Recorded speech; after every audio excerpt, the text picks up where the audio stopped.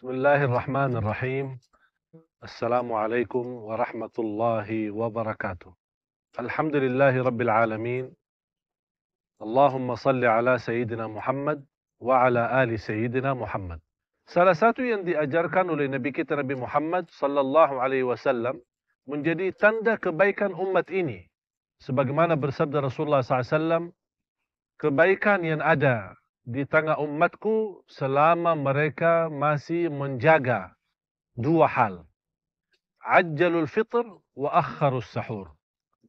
Ketika sudah azan maghrib, tidak boleh kita tunda-tunda untuk membuka puasa. Bahkan lebih cepat lebih baik. Segera walaupun dengan segelas minum air. Walaupun dengan satu biji kurma. Kita harus segera berbuka puasa. Dan termasuk sahur. Sunnah Rasulullah SAW, sahur yang tepat adalah waktu sahur. Dan sahabat telah menjelaskan waktu sahur adalah sebelum azan subuh kira-kira sepanjang waktu membaca 50 ayat Al-Quran.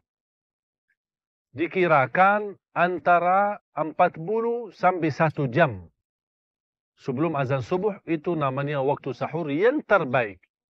Boleh sahur habis Isya, boleh sahur habis Tarawih, boleh sahur sebelum tahajud, jam 12, jam 1, jam 2, tidak masalah. Tapi yang diajarkan oleh Nabi kita SAW, waktu sahur yang tepat untuk kita bisa makan adalah sebelum azan subuh antara 40 sampai 1 jam. Paling lama 1 jam setengah. Disitulah kalau kita menjalankan sesuai sunnah Rasulullah SAW, apa yang telah diajarkan oleh Rasul kita sallallahu alaihi wasallam, pasti akan kita mampu dan berhasil menahan diri menjadi jauh lebih enteng puasa, lebih nikmat puasa sampai kita berbuka puasa maghrib tidak merasa lapar.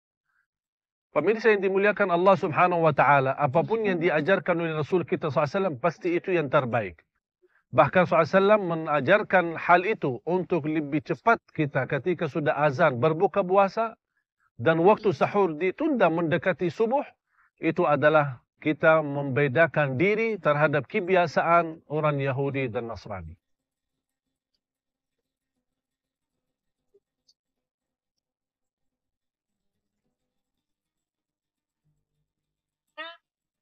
Pemirsa yang dimuliakan Allah Subhanahu wa taala, kebiasaan orang Yahudi dan Nasrani, mereka menunda buka puasa sampai malam hari.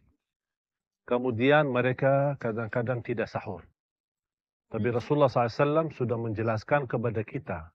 Wal khairu fi ummati ma'ajjalul fitra wa akharus sahur. Kebaikan masih terjaga, masih ada di tengah umatku selama mereka masih menjaga buka puasa tepat waktu, bahkan ketika sudah azan segera melakukan berbuka puasa walaupun dengan gelas air. Pemirsa yang dimuliakan Allah Subhanahu wa taala, kalau kita bisa menjalankan sesuai apa yang diajarkan oleh Rasulullah SAW, pasti akan terasa berpuasa kita jauh lebih nikmat, jauh lebih indah, jauh lebih sederhana, dan kita tidak akan merasa keberatan dan kesusahan dalam menjalankan ibadah puasa.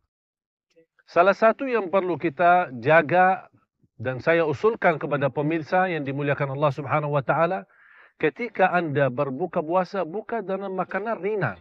Jangan memberatkan diri. Sambil Anda bisa salat maghrib enak, kalau bisa bertahan lagi untuk sambil salat Isya dan Tarawih. Baru Anda bisa makan lagi jauh lebih mudah dan lebih membantu khusyuk dalam salat maghrib, salat Isya, kemudian salat Tarawih. Kemudian apalagi kalau kita bisa menunda makanan karena perut kita sedang kosong. Kalau kita beratkan dengan makanan yang banyak, akan membuat kita ngantuk dan berat melaksanakan ibadah. Oleh karena itu, saya memiliki sebuah kebiasaan yang saya sudah sendiri amalkan, saya sendiri jalankan, tapi saya merasa nikmatnya luar biasa. Membaca Al-Quran dan semangat, melaksanakan tarawih dengan baik, adalah ketika saya berbuka puasa, air sama kurma saja. Sampai habis tarawih. Habis tarawih saya makanan bubur atau sebuah makanan yang agak sedikit hangat. Baru habis itu saya bertahan diri sampai waktu sahur, kemudian saya makan sahur. Subhanallah, begitu merasa enak luar biasa. Di panjang siang hari sampai malam hari, bahkan tidur pun enak, tidak merasa keberatan. selama bulan puasa akan merasa nikmat di pagi hari, siang hari maupun malam hari. Silahkan anda cuba dan saya ingatkan kembali, jangan lupa menjaga kebaikan, karena kebaikan itu adalah salah satu perjuangan kita untuk mencari